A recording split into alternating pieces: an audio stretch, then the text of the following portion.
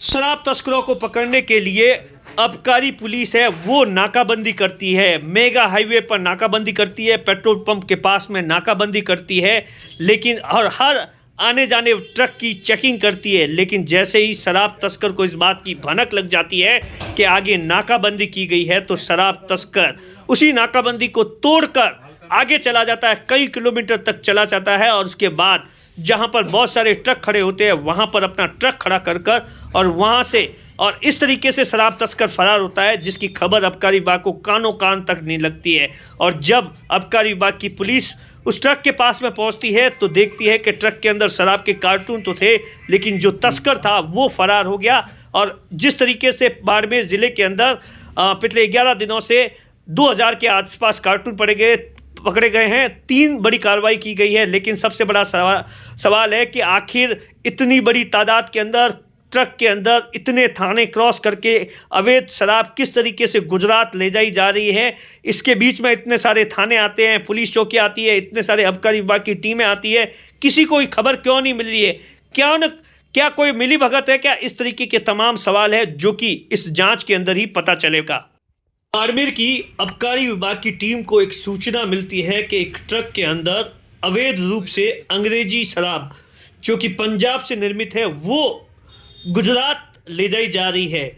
जिसके बाद में ऐसा बताया जाता है कि आबकारी विभाग राम जी की गोल मेगा हाईवे पेट्रोल पंप के पास में अपना नाका लगा लेता है और हर आने जाने वाली ट्रक और गाड़ियों की चेकिंग शुरू कर देता है। लेकिन जिस तरीके से आबकारी विभाग को सूचना मिली थी और उसके बाद में जो ट्रक ड्राइवर था जो कि अवैध रूप से शराब भरकर गुजरात जा रहा था, उसे पहले से इस बात की भनक हो गई कि आगे नाकाबंदी है। और उसके बाद जो कुछ हुआ उसे देखकर तो आबकारी पुलिस भी दंग रह गई।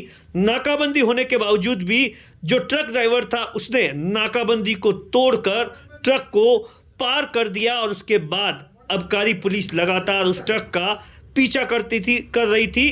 रात का समय होने की वजह से आबकारी विभाग को भी काफ़ी दिक्कत आई। और लेकिन उसके बाद में ऐसा बताया जाता है 3-4 किलोमीटर दूर जहां पर बहुत सारे ट्रक खड़े थे वहां पर उस जो ड्राइवर था जो कि शराब तस्कर था उसने चालाकी से वहीं पर ट्रक को खड़ा कर दिया और अंधेरा का मौके का फ़ायदा उठाकर वहां से फरार हो गया। और जब आबकारी विभाग की टीम पहुंची और उसने देखा, ट्रक को चेक किया, तो मिला कि पंजाब से अंग्रेजी की शराब के बहुत सारे कार्टून थे और जिसकी अनुमानित लागत क्या कुछ हो सकती है शायद आप सोच नहीं सकते हो। और उसके बाद में पुलिस ने आबकारी विभाग ने इस पूरे मामले में पुलिस की भी मदद की। वे किसी भी तरीके से जो ड्राइवर था उसे गिरफ्तार कर दिया जाए, जो शराब तस्कर था उससे ये पता लगाया जाए कि आखिर ये शराब कहाँ से आई है, किसके यहाँ आने जाने वाली थी।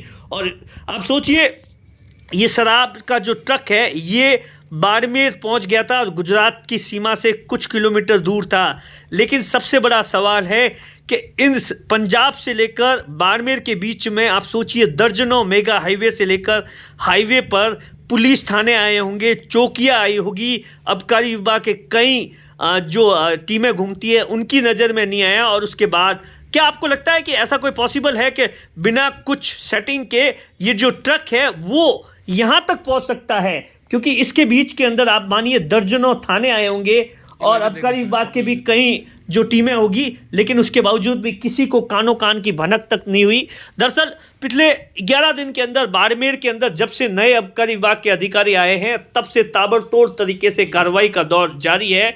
11 दिन के अंदर ऐसा बताया जाता है 2000 पेटी अंग्रेजी पंजाबी निर्मित शराब अभी तक पकड़ी गई है। लेकिन सबसे चौंका देने वाली बात है कि जो तस्कर था वो फरार हो गया है, जिसकी अनुमानित लागत कल जो पकड़ी है उसकी अनुमानित लागत 55 लाख है और कुल जो शराब अभी तक पकड़ी गई है उसकी जो अनुमानित लागत है वो 1.25 करोड़ रुपए के आसपास बताई जा रही है।